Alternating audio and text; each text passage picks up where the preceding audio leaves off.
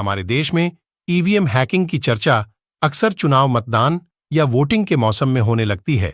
जानकार सूत्रों का कहना है कि इसके लिए ईवीएम की कंट्रोल यूनिट से छेड़छाड़ की जाती है, जिसमें ऐसे डिवाइस का इस्तेमाल होता है जिसकी प्रोग्रामिंग उसी भाषा में हो जिसमें ईवीएम की माइक्रोचिप की कोडिंग की गई है। साथ ही यह भी बताया जाता कि भारत में जिन ईवीएम का इस्तेमाल हो रहा है उसमें अगर कोई ऐसी एक्सटर्नल डिवाइस लगाया जाए तो यह काम करना बंद कर देती है। आज हम ईवीएम पर बात इसलिए कर रहे हैं कि छत्तीसगढ़ व मध्य प्रदेश में विधानसभा चुनाव में पराजय मिलने के बाद छत्तीसगढ़ में कांग्रेस के वरिष्ठ नेता धनेंद्र साहू ने तो मध्य प्रदेश में पूर्व मुख्यमंत्री दिग्विजय सिंह व फूल सिंह बरैया ने ईवीएम की कार्यप्रणाली पर सवाल खड़ा किए हैं।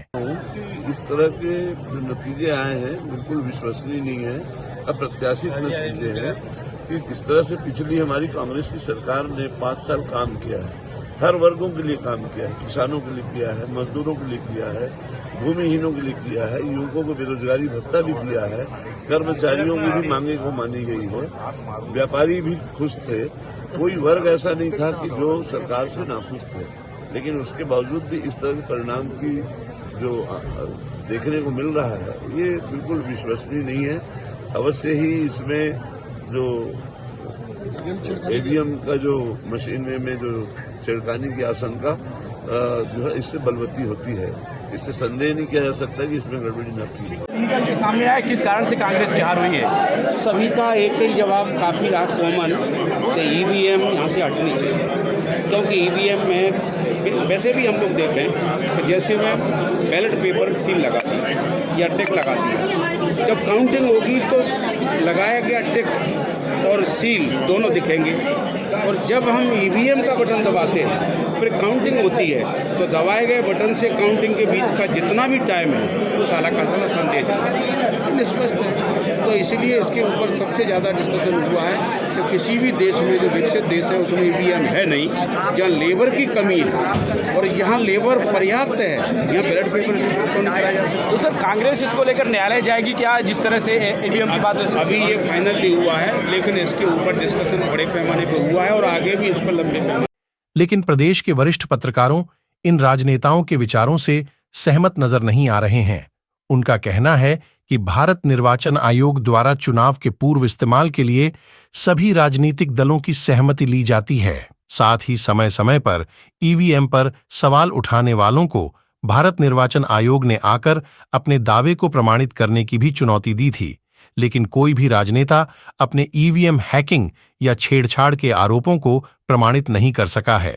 वास्तव में राजनीतिक दलों के लोगों को अपनी हार के साथ साथ पार्टी की हार के लिए किसी न किसी पर ठीकरा फोड़ना विवशता हो जाती, जिसके लिए ईवीएम से बेहतर और क्या हो सकता है। जहां तक कांग्रेसी नेताओं का ईवीएम मशीन पर आरोप लगाने या छेड़छाड़ करने का आरोप है, तो ये मेरी समझ से उचित नहीं है, क्योंकि पिछली बार की सरकार में जो बनी थी 2018 में, उस समय कांग्रेस की 75 सीटें आई थी।